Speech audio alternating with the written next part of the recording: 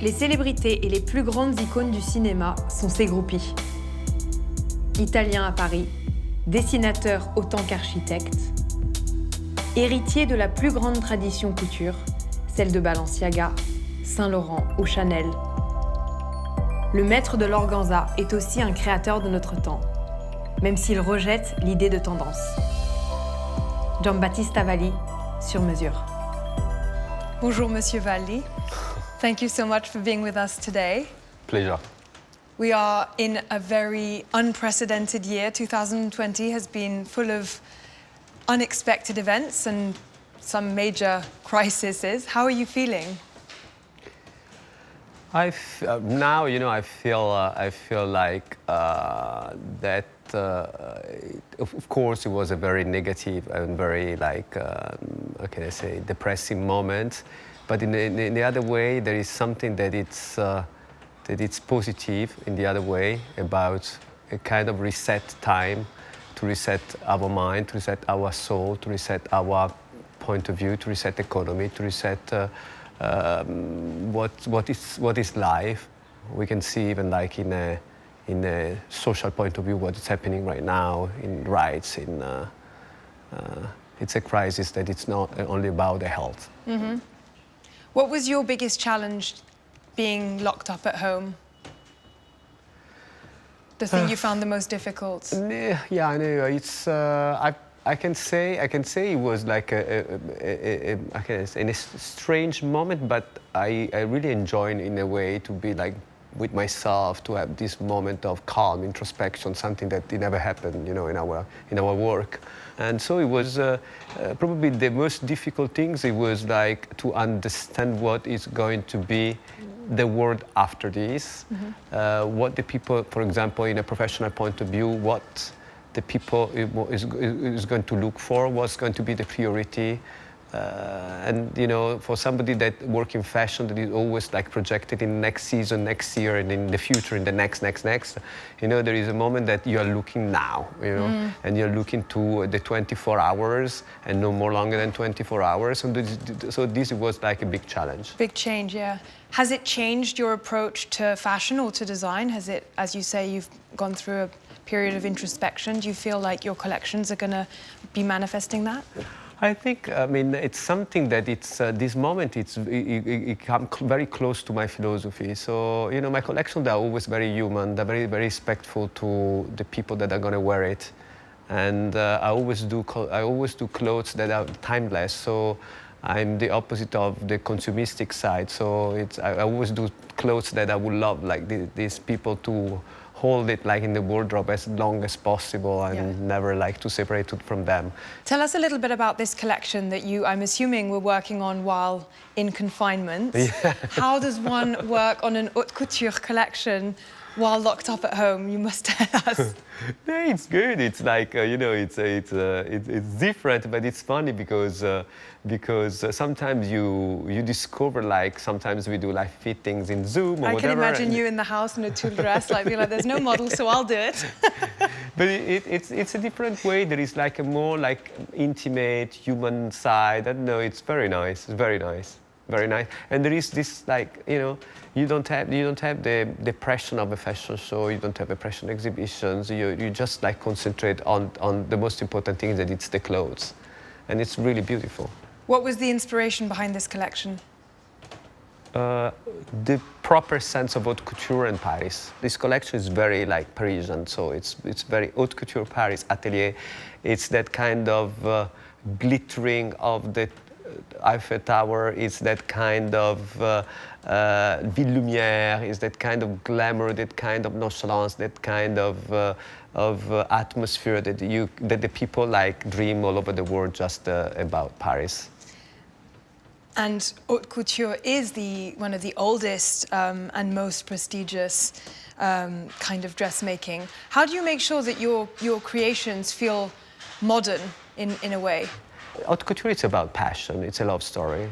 And passion and love stories, they're never going to get old. I mean, it's something that it's like contemporary always. And that's haute couture. Haute couture, it's about these women coming to pick it up like pieces in a way that an art collector pick it up like for his own collections, like art pieces. And so it's something timeless. It's something that you cannot say how it's going to be contemporary or modern. It's always going to be contemporary. I completely agree. Sometimes we oppose the couturiers who sketch, like Yves Saint Laurent, to the ones who sculpt, like Cristobal Balenciaga. Where do you place yourself on that spectrum? I can place myself like in the middle of the two, and I'm telling you why. One of my biggest obsession when I was in art school, they were all like Yves Saint Laurent sketches, and I was like copying them, resketching them, repainting them. I was like so inspired by his silhouette and the hand, you know, that kind of nervous hand. And so I'm very good like in sketching. But on the other hand, when I started to work with Monsieur Ungaro on Ungaro, he was working in the atelier of Cristobal Balenciaga, and he started over there. And so he gave it to me that kind of three-dimensional sculptural way. So I can say I'm pretty good in both. How is your studio organized? Because I know you're showcasing some of the most unique and crafted techniques to make things. How do you keep up with the team? It's a very tight studio, so it's very easy to be organized. It's funny because when you look from far, everything looks like messy and not organized in the atelier in general. But everything is at the end very like Swiss in a methodic way. Organized chaos. Yeah, like like a Swiss watch. I know that you also create ready-to-wear pieces. Yeah. Is there a relationship between your two collections, the two? There is always. You know, one is more the art of the atelier. The other one is the art of the industrial. So it's something that it's very much in my Italian blood. You know, it's like the difference between Cristobal Balenciaga and Joe Ponti. You know, there is the art of the industrial, but in such a fabulous way. And the Italians are very good, and the French. That's why most of the French they go to in Italy to produce. But it's something that it's very important because it's like something that is something more dynamic. It's something more the now. It's something about the next. You know, haute couture. It's something holding in the time. It's something floating in the time. It's something timeless. So. And hours of work. I'm assuming that the dresses that you create take days to make in some yeah, occasions. But at the end, you know, I always hated all this like fashion designer that they start to talk about how many hours it took to stitch and how many beads and how many paillettes and how many hours to do and kilometers or whatever. I love to do like complex kind of, not complicated, but complexity in the dresses. But at the end, I want that kind of fresh feeling that it was made in 1 hour, in one night. The lightness, yeah. You can feel that, because obviously. if not, you know, you always have that kind of feeling of these women's like wearing all this like heaviness of all these hours and all these kilometers of materials and tons of stones or whatever. It's true that you never hear an artist discussing how many hours he's spent on his canvas. Effortless, I love it. Yeah, you're right. For you, is couture closer to fashion or to art? Statement. Not art, no fashion. Do you think that the French really stand out when it comes to style?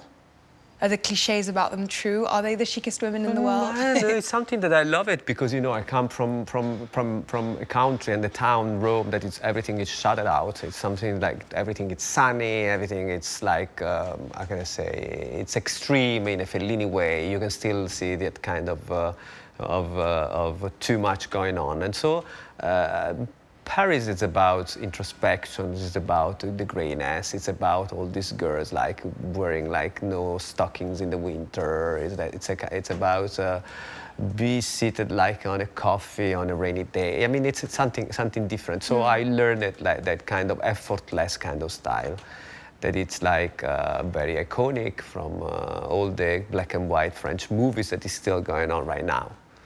Do you think that such a thing as a fashion faux pas exists? I want to say, can anything be too much? For me, fashion faux pas is already being in fashion. Oh, what do you mean?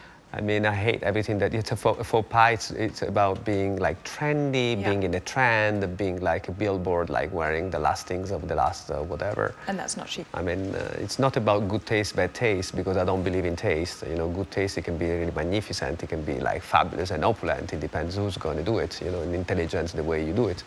But about a faux pas, I can say I hate everything that is like trendy, everything that it's like, oh, it's raining. Yeah.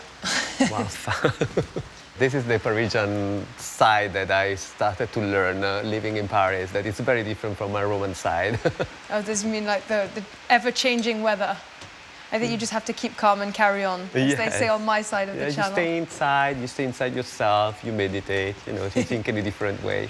I was going to go and segue into whether there was anything in fashion that you dislike, but I think you've kind of answered that. Trends. Yeah, I dislike the thing that I dislike the most is this, and the other thing that I dislike is when people come in to work in fashion or they approach fashion only for the glamorous side, just because it's like, I can say, it's a proper profession, it's a passion, and it's not just to. It's not about red carpets, it's not about parties, it's not about this. It's about a lot of passions, a lot of work. Although you're great at red carpets. A lot of concentrations, yeah. Who is your favorite woman that you've ever dressed on the red carpets? All of them. All of them. I can say they are like, you know, I was so blessed to every time to wish somebody that I was like dressing somebody and then it was happening in a natural way. So I'm very lucky for this. Is there anyone that you haven't dressed that you would really want to get into your dress? There is one that I really love, it's Meryl Streep. Ooh. I would love to dress her brain. I mean, she's amazing. She really is. Yeah. All of our guests today have been asked to bring an object or something that means something to them from either their collection or something that means something to them. Have you brought anything today? I always wear something. I always hold something from years. I always hold my pearl necklace. Yeah. Are they lucky pearls? I think so. I wear them all the time, and I wear them from such a long time. I mean, and it's something that reminds me of happy times. It's something that I always. It's my can I say my signature. It's something that it reminds me like a beautiful moment of my life when I was like traveling a lot and living in India, and it's nice because it's like an old Maharaja pearl necklace. They're natural, and each one has a different personality. I love jewelry for men. I mean, I love that kind of Maharaja kind of style or attitude, like to be comfort with that kind of. Extraordinary decorations. And I guess that's also our role in fashion, to kind of question the object itself and who's going to wear it. It's kind of something, once you decide to make something your own, it really becomes a part of you. Of course. That's really interesting. Thank you so much. It's a great pleasure being here. Thank you for chatting to us. C'est bon?